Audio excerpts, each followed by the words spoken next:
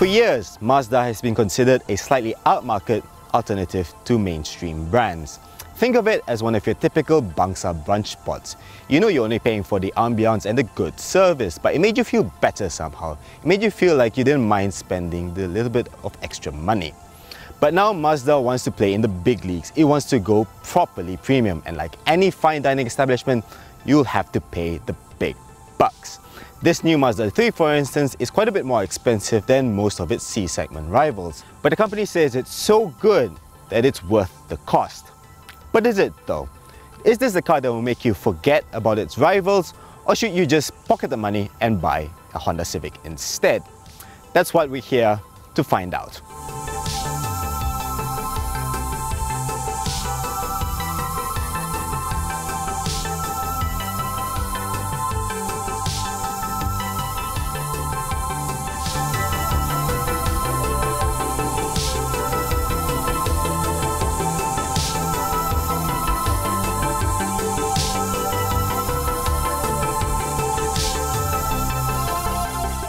What we have here are two variants of the new Mazda 3, the 1.5 hatchback and the 2-litre high-plus sedan. Now these cars bookend the entire range in Malaysia, and none of them are cheap. The 1.5 is priced at around 140,000 ringgit, while this 2-litre high-plus sedan is priced at around 160,000 ringgit. Make no mistake, this is well into D-segment territory. This is Honda Accord money. So what do you get for your money? Well, for a start, you get two very handsome, well-proportioned designs. The sedan is a little bit more conventional, but it's still stylish and elegant, whereas the hatchback is dramatic and sporty. Don't be fooled by the fact that these two share the same names. Only the bonnet is shared between the two cars. The rest of the body panels are different. Both of these cars have very sharp and aggressive front ends with these massive grills, but the grille surround is gloss black on the hatch and chrome on the sedan. The two also get different grille patterns and a different bumper design. The sedan has these fake air vents along the side. There are more changes as you come around the side. The sedan has this line that sort of fades away as you move towards the back, while the hatch has no line. The bodywork just curves around here in a very seductive manner. The window line also sweeps up further than it is on the sedan, giving this a very solid rear end. Moving to the back of the cars, the sedan has a very conventional rear end with the number plate recess moved to the bumper. The hatch, on the other hand, is reminiscent of the Kai concept that was shown in 2017. You've got the triangular rear stance, the fast rear windscreen rake, and these very sharp three-dimensional taillights. Looks a bit like an Alfa Romeo, doesn't it? I think it looks fantastic. There are a few drawbacks to the 1.5, however. I applaud the fact that Mazda has decided to put LED lights as standard, but does the 1.5 model really have to have bulb DRLs? I mean, the indicators are LEDs. Surely those could have been made into DRLs as well. Moving along here, the wheels are a little bit small. These are 16 inches. The 2-litre High Plus has 18s. And while the indentation on the door handle here suggests that it has keyless entry, it doesn't. For 140,000 ringgit, I expected more than that.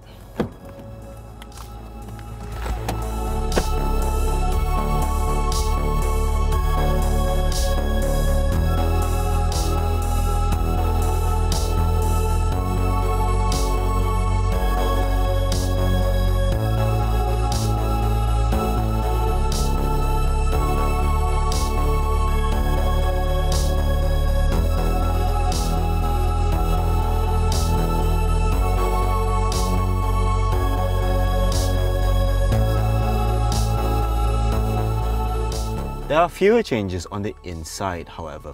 Sure, the 2-litre High Plus gets things like powered driver's seat, leather, chrome trim instead of painted plastic, dual zone climate control, a frameless rearview mirror, and a sunroof. But otherwise, these two are identical inside this cabin.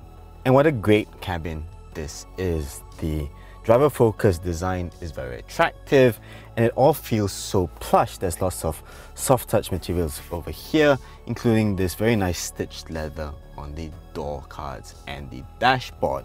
Also, the rotary knobs and dials have a very pleasing, precise feel to them, much like an Audi. It's not all perfect, however. The coil mats that you see here with their racing stripes just look a little bit cheap, and the plastics and fittings just a little bit too flimsy for my liking. Then again, you get the same sort of problems in something like a Mercedes A-Class, and an A-Class is much more expensive. The display is also the same between the two cars, so you have a digital dial in the instrument cluster as well as a head-up display. Then you have the infotainment system with an 8.8-inch display, which is placed further away to be closer to your line of sight, and that means that it's no longer a touchscreen. The interface is an almost direct copy of the BMW iDrive from a few years ago, but that means that Mazda has copied from the best. Everything is where it should be, and it's all very intuitive. The one problem, however, is that while this car has got Apple CarPlay and Android Auto as standard, these are touch-based systems, so expect a lot of hand twirling to get to where you want to be. Otherwise, it's a very good system. The driving position is also excellent. You sit low in the car and you can get the wheel close to your chest, just the way I like it. Visibility is not that great, however. The A pillar is very big and the C pillar is especially enormous, and the rear windscreen is very small. Plus, while all cars get a reverse camera as standard, this 1.5 model doesn't come with parking sensors, not even at the rear. Mazda has improved the space back here a little bit. I'm seated behind my own driving position and I've still got a decent amount of legroom to spare. However, headroom is still a little bit cramped, so it's far from the best in class. It's also a little bit dim in here, especially with this high door sill and the hatchback's black headlining. Also, only the 2-litre models get rear aircon vents, and this center tunnel is still quite tall. The boot is also a little bit small in the class at 295 litres for the hatchback and 444 litres for the sedan. And there's also a high load lip for the hatchback. All models get 7 airbags and stability control as standard, but only the High Plus models get the full iActive Sense suite of safety systems. These include autonomous emergency braking, lane keeping assist and blind spot monitoring. There's also the first application of Mazda Radar Cruise Control in Malaysia.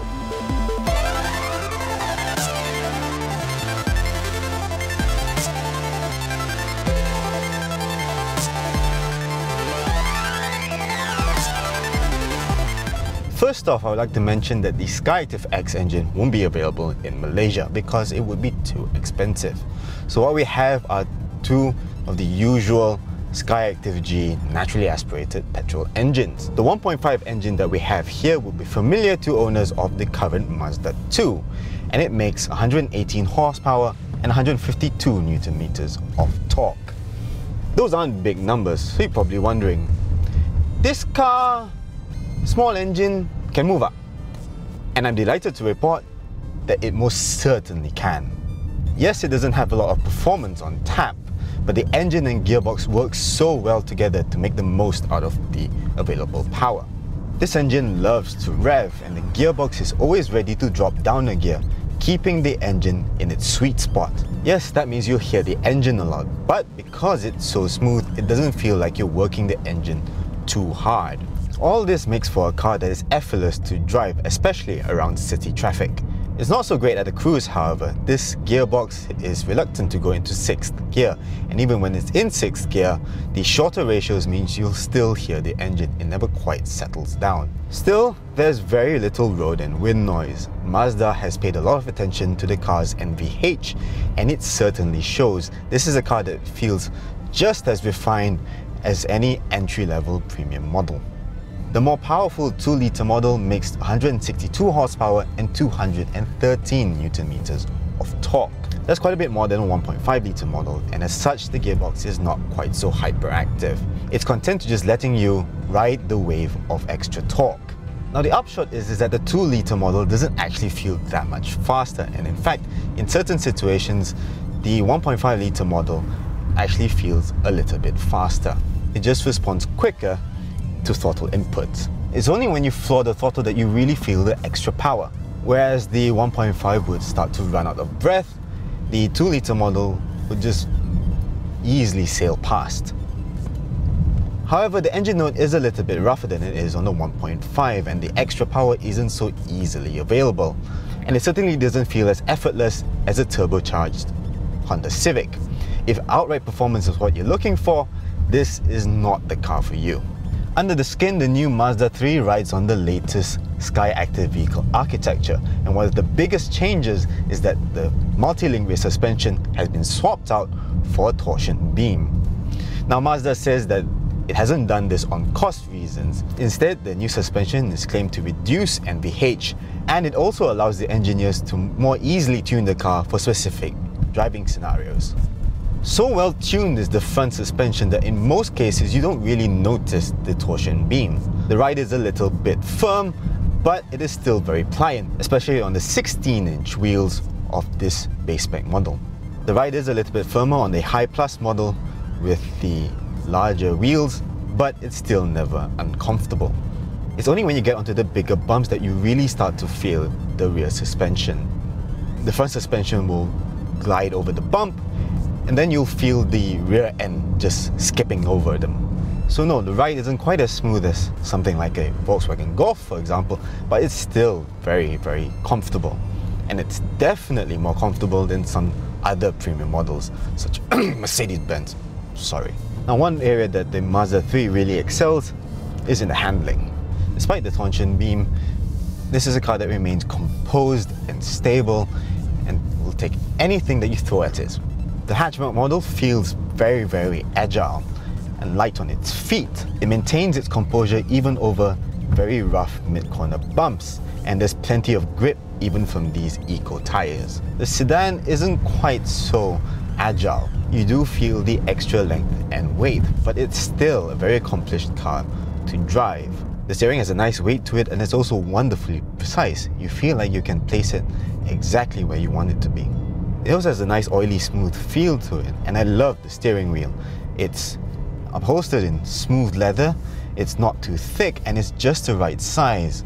The drawback to all this smoothness is that there just isn't that much feel to the rim. Yes, you do feel some vibrations to it, and it does move about over bumps, but you still don't feel connected to the road, and that's a real shame for a car that's billed as a driving machine.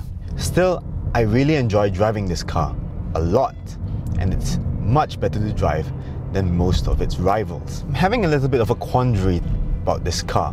I make no bones about it, I love driving this car, especially this 1.5 litre model. It's such an easy-going car to drive, and it's so comfortable, and the seats are supportive. It also handles very well, and that's something that's very rare in this segment. If it was me, I would happily pay the money to have one of these things. But I am a sucker for these things. I enjoy driving, and I love cars that are easygoing and effortless to drive. But I know that that's just me. Most of the buyers out there probably won't enjoy driving. They just want a comfortable car to get from A to B. And this car isn't perfect. If you're not someone like me, you probably want a car that's more spacious, an engine that would shut up at a cruise, and a car that's just plain faster. To enjoy this car, you really have to buy into Mazda's shtick of Jimba Itai, horse and rider as one. And if you are one of those people who just want a car to get you from A to B, then I'm not sure you would be able to justify paying this extra money. Be in no doubt though, this is a very, very good car. It does a lot of things better than its rivals, and in some respects is even better than some of the premium brands that Mazda keeps mentioning. It's just that at this price, I would struggle to recommend this car to the average buyer. It's just a bit too much. To sum up then, the new Mazda 3 is a very, very good car, and I loved driving these two over the past week.